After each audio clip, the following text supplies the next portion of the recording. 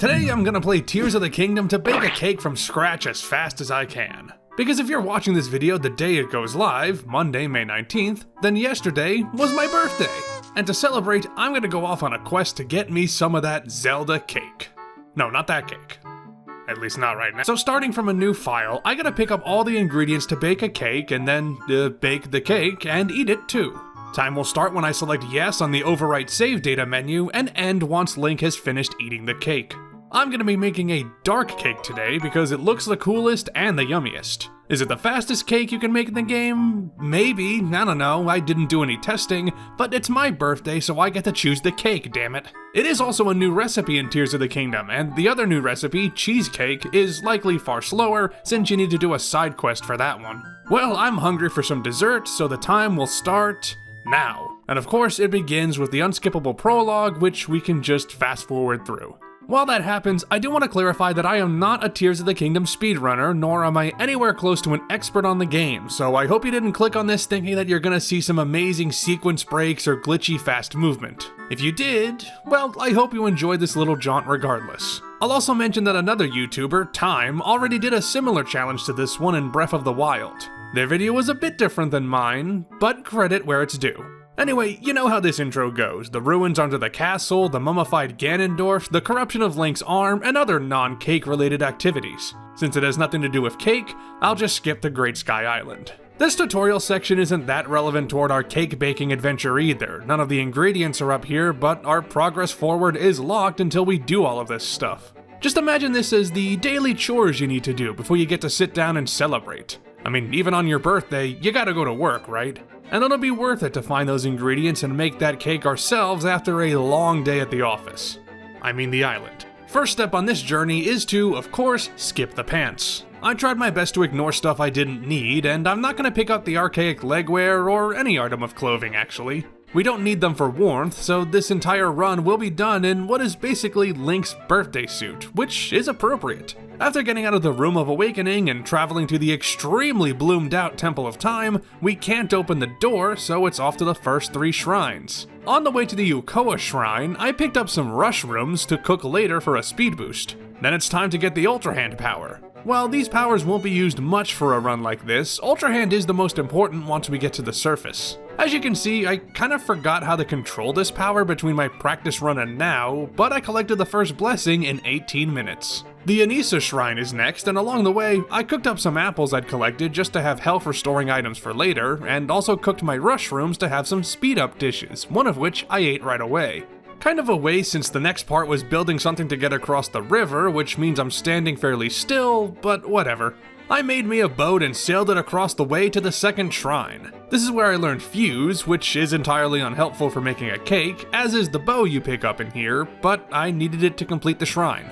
That's the second blessing collected in about 28 minutes. Time to head through Pondside Cave, build another boat, and start the mountain climb to the third shrine. That takes us through the pitch black mining cave, which I navigated blindly without too much trouble. I mean, this part is pretty short, so stumbling around gets you there eventually. Like I said though, I am not an expert. Here's where I got 3 Zonai fans, which is exactly what I needed to finish this run. First one goes on this minecart to get further up the trail as I reach the snowy path. I entered the pit cave and quickly cooked up the spicy peppers that grow inside. That's important because I needed something to resist the upcoming chilly weather, and lo and behold, this provides exactly that effect. It's like Nintendo was training us or something. The rest of the climb is not that exciting, just running through snow without shoes like a champion, cooking up more spicy peppers, scaling the cliffside, and opening up Gutenbach Shrine to get the Ascend power. This is handy for one specific use on the surface, and thankfully, I breezed through the shrine itself. I'm 42.5 minutes in already, and the third blessing is in my hand, so it's back to the Temple of Time. Someone left these convenient Zonai wings here, which you can use to fly back to the temple by using another fan, which is great. And there's all this water to dive into to ensure a safe landing. What could go wrong? Well, in my haste to get that cake, I got impatient and tried to land the wing square on the temple steps, but while moving about to change the angle, I slipped and fell off. So that's an unfortunate death. On the next try, I got low enough to probably survive a jump onto the stairs, but I kinda forgot about this thing called momentum and flew into the rocks to die once again. But third time's the charm, and I landed right on the doorway. Time to get the recall power, which is useless beyond Great Sky Island, and then because Link is a weak little baby who can't even open a towering iron door, I warped back to the Room of Awakening to reach the Nicoya Shrine and receive the 4th blessing at the 54-minute mark. Back to the temple of It's Way Too Bright Out Here to open up the door with our massive big boy strength, and then I soared down to the surface. Oh. Yeah, I tried to be cheeky and skip interacting with this ball of light to save a few seconds, and the game rewarded me by voiding me out. Classic beginner mistake. Try to skip something that you can't skip because you want it to shave off like 5 seconds, and you end up wasting 20 or so more.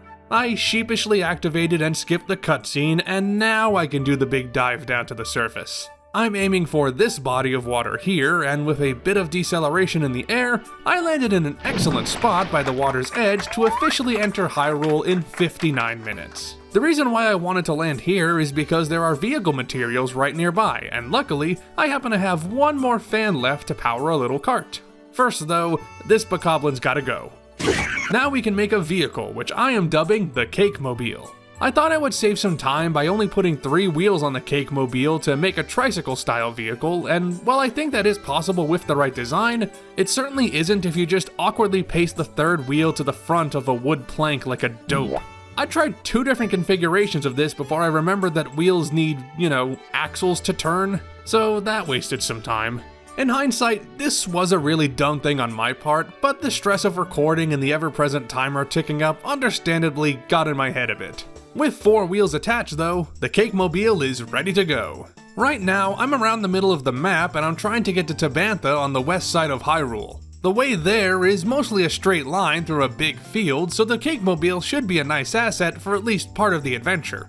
Nice, that is, until it runs out of batteries and I need to jump off and carry it for a bit. I think if you assemble a vehicle really quickly, i.e. you don't try to make a car with just 3 wheels like a certain somebody I could mention, and you take the right path to the west, assembling a vehicle will save you a decent amount of time over just running there.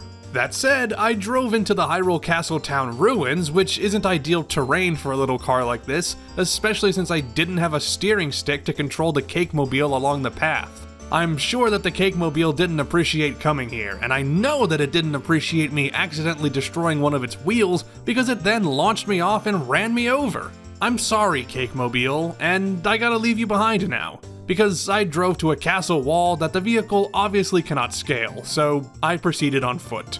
I did quickly run into another batch of supplies, but I elected not to make another vehicle because A, there will only ever be one Cake-Mobile, and B, I was about to head into far steeper terrain where a wheeled vehicle would be far too inconvenient. So I ran past the giant Hinox on Karak Bridge to venture through Hyrule Ridge. The direct path to Tabantha took me through this canyon with all these rocks jutting out, which I'm sure felt great on Link's little feet. I then came across these 2 duking it out and tried to avoid them, but I got too close and the Bokoblin swung right at my head.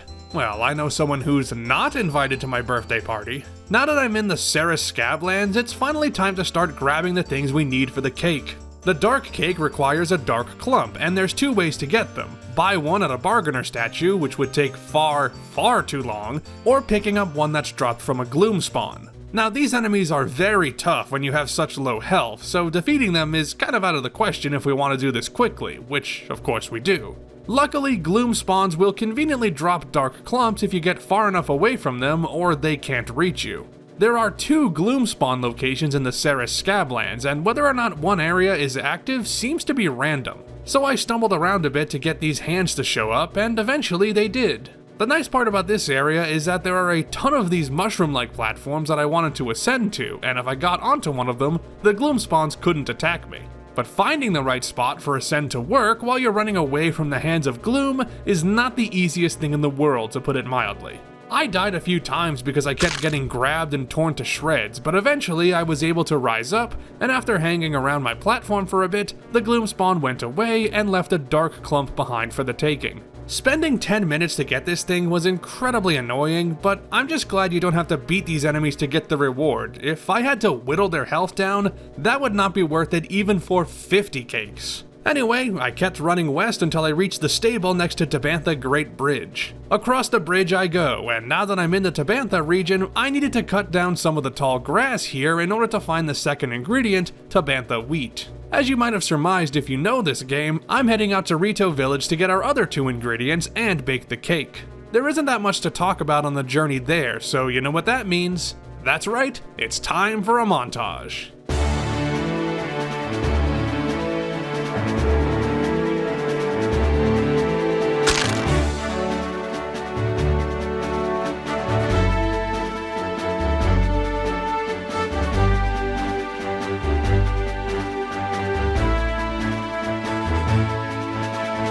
The last true obstacle for this run is here at the Lucky Clover Gazette, just outside Rito Village. The bridge up to the first island is broken, and while the solution the game points you to is to toss a Hylian pine cone into the nearby fire to create a gust of wind and glide over, I didn't have the paraglider because talking to Pura would take too long.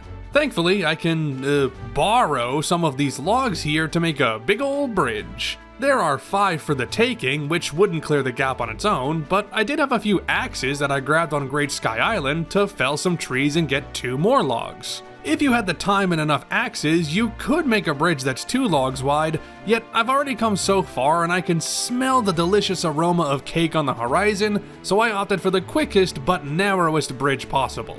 Walking carefully across this was frightening, but I made it in one go. So here we are. The Slippery Falcon has the last 2 ingredients, goat butter and cane sugar, and by selling some materials, I could easily afford one of each. Then it's up to the cooking pot on a higher level, and I finally tossed everything into the pot, baked me a Warding Dark cake, opened the menu, and ate my cake with a final time of 1 hour, 37 minutes, and 32 seconds. Not too shabby, barring some stupid deaths and some meandering around. But the question is this faster or slower than baking an actual cake? Well, comparing it to this recipe for a basic chocolate cake, while my run is double the time of the actual baking process, it is far faster if you include the time set aside for cooling and frosting the cake. So take that for what it's worth. There's no doubt that my time can be beaten even without glitches. The dark cake is probably one of the slower ones after all, so if you want to try and beat my time, I say go for it. This was a more relaxed video than my usual fare, but it was still a lot of fun to make, and I thank you for watching it. And hey, since it was my birthday, why not give me the present of leaving a comment and subscribing to see more videos? Or check out my podcast, Live, Laugh, Loot, where I'm currently DMing a fun sci-fi mystery campaign. I'm GrayJ, and I'll see you some other time with more silly things.